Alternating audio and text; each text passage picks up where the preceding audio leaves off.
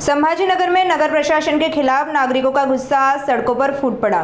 सैकड़ों की संख्या में लोग महानगर पालिका आयुक्त श्रीकांत और अतिक्रमण प्रमुख संतोष वाहुले के खिलाफ मोर्चा लेकर उतरे। संभाजीनगर में आयुक्त श्रीकांत और अतिक्रमण प्रमुख संतोष वाहुले के खिलाफ शहर में मोर्चा निकाला गया। प्रदर्शनकारियों का आरोप है कि अतिक्रमण विरोधी कार्रवाई में गरीबों की झोपड़ियों को निशाना बनाकर बुलडोजर चलाए गए, जबकि अमीरों और प्रभावशाली लोगों की अवैध संरचनाओं को बचाया गया।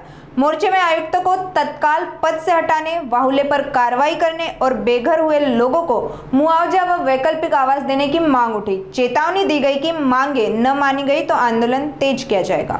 आयुक्त जी श्रीकांत यांच्या दादागिरीच्या विरोधातला सर्वसामान्याचा उद्रेक आहे, जन उठाव आहे। हजारो घर या ठिकाणी बेघर झालेत। चंपा चौक ते जालना रोड आता नवी कारवाई 900 घर, कांचनवाडी 350 घर। तुम्ही बाबा आणि कॅम्ब्रिजची कारवाई सोडून मधीच सगळी कारवाई सोडून पडेगाव, हरसूल, कांचनवाडी इकडे कसं काय गेलात?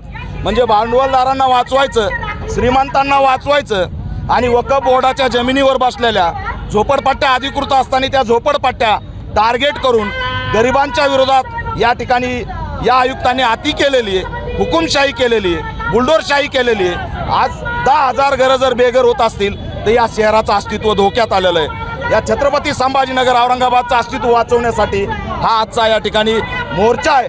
जी श्रीकांतला तात्काळ इथून हटवावं, त्याच्यावरती कायदेशीर कारवाई करावी, सचिन वावळेवरती कारवाई करावी आणि बेघर झालेल्यांना त्यांचा मोबदला द्यावा। न्यायालयाचं ढोंग केलं जातंय। शासन महाराष्ट्र सरकारचा GR आहे की पावसाळ्यात घरं पाडता येत नाहीत, त्याचं काय झालं?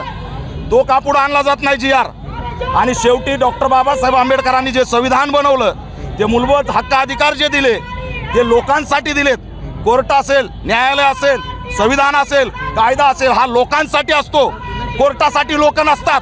जर लोकांच्या विरोधात जात असेल तर ती भूमिका कोर्टानेही बदलावी आणि शेवटी जन आंदोलनाची दखल घ्यावी। न्यायालयात नाही जाणार आम्ही, न्यायालयाने या आंदोलनाची दखल घ्यावी। जी श्रीकांत हटाव, छत्रपती संभाजीनगर बचाव या महिनाभरात झालेली जी कारवाई आहे, याच्या मागे भांडवलदाराकडून करोडो रुपये उकळण्यात आलेत, त्याची ED मार्फत चौकशी करावी। सचिन वाहुलच्या प्रॉपर्टीची चौकशी करावी आणि या ठिकाणी जे बेघर झालेत त्यांचा मोबदला व्हॅल्युएशन प्रमाणे द्यावा।